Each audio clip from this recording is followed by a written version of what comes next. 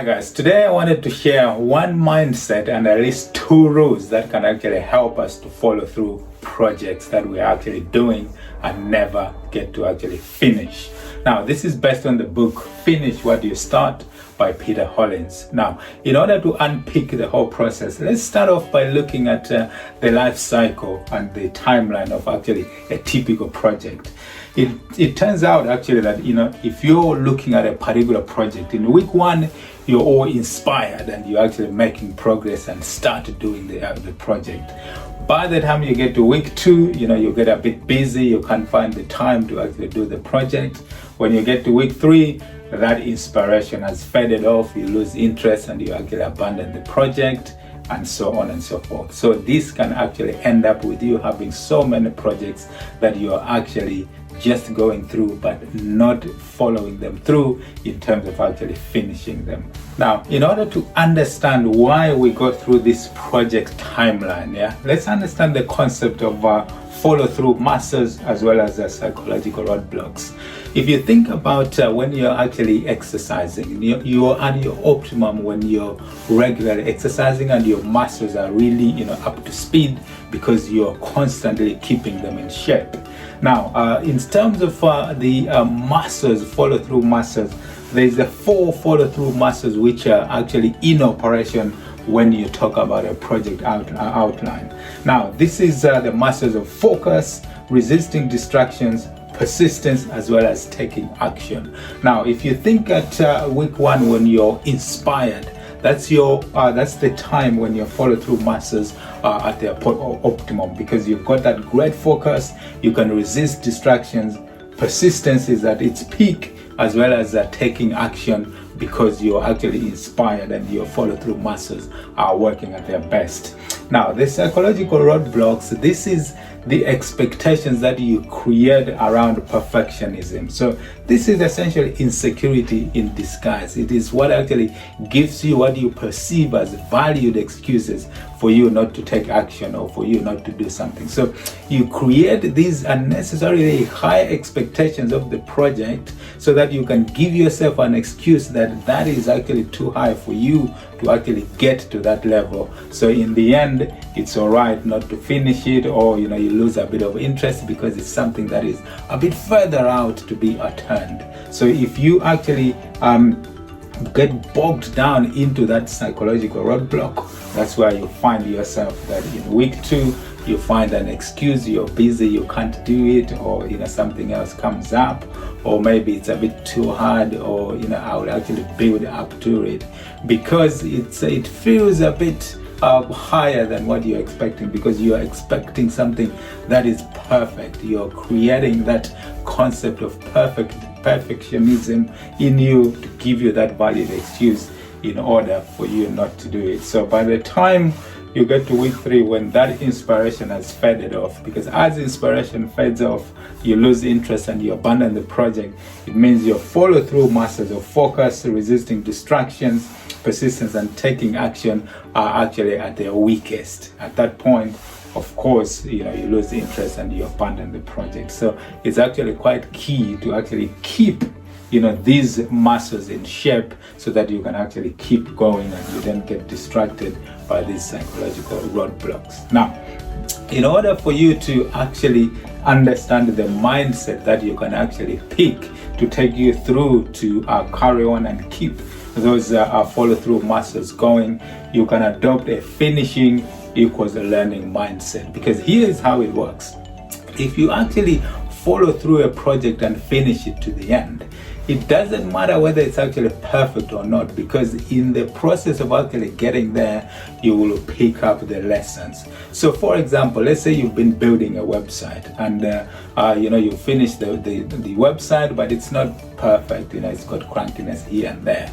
Actually, you have actually learned something in the process. So you've got a finished project, you've actually finished it. When you start to unpick and evaluate, you'll find that there's things that you can do better, that you can improve. Next time you can make the whole thing a bit more awesome, a bit better than it was. That is a finishing equals learning mindset, because if you don't finish, you never know how or what you could have learned in order for you to do better.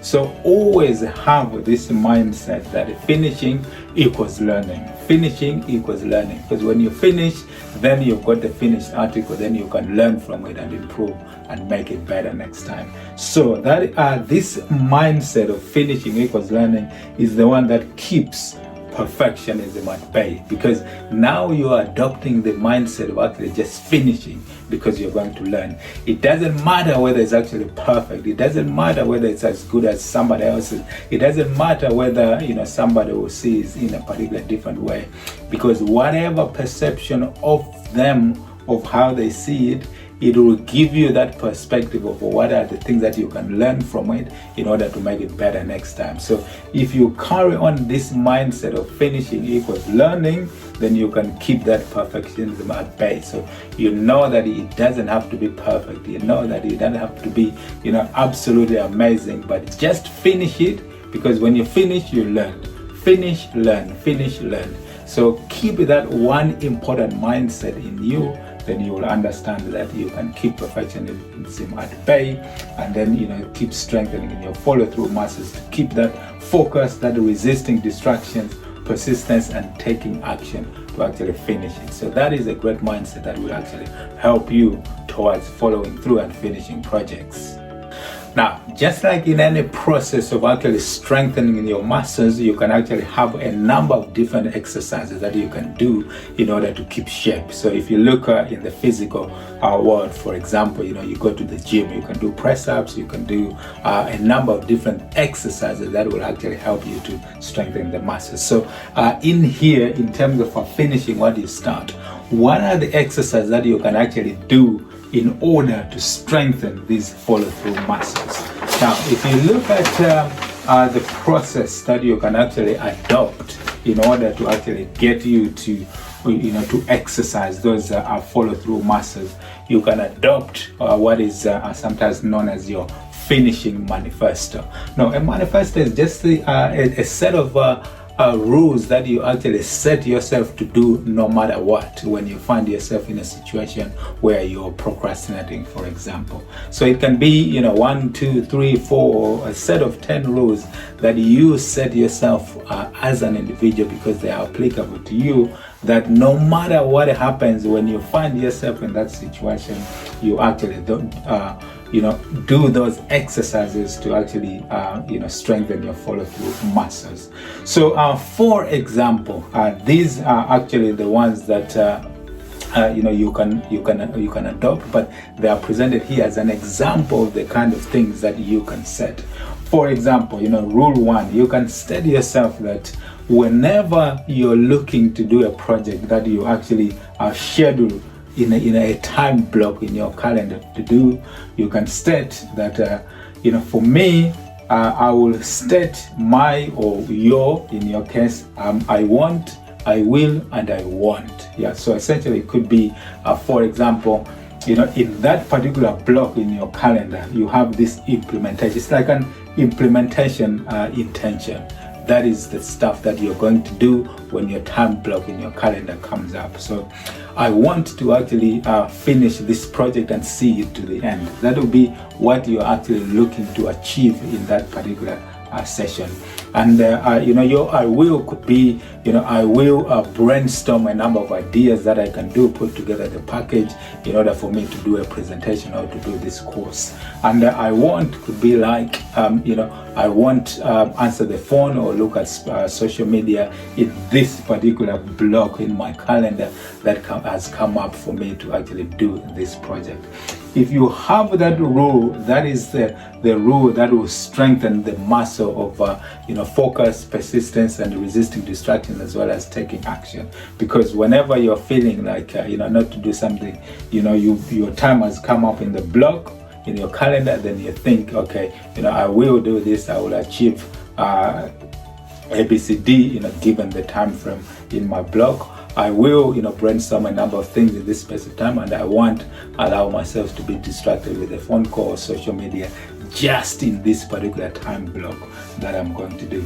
And studies have shown that if you have an implementation intention like this, it's you're 40% more likely to actually do or take the action, because this is now the action that is bringing up that inspiration, because you've gotten this manifesto that no matter what, when my calendar comes up and the blog comes up, this is what I'm going to do, because you've actually scheduled at the time. So you give yourself an I will, I want, I will, and I want. So give yourself those three. You will find that it actually gives you that, it strengthens those muscles of focus, persistence, resisting distractions, as well as taking action. And that is one way you can actually get yourself to carry on and persist and follow through your project, by creating that manifesto and following this rule number 1.